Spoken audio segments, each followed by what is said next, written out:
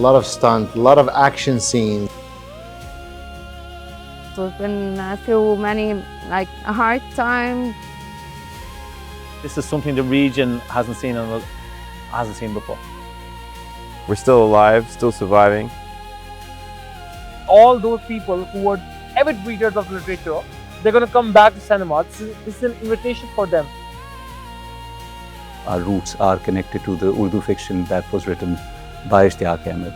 And I wish more than the economics, if we are able to create another Ishtiaq Ahmed from Pakistan, it would be a great success story, at least for us.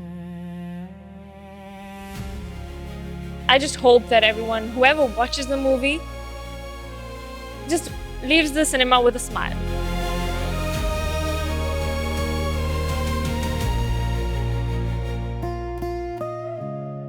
The war is coming.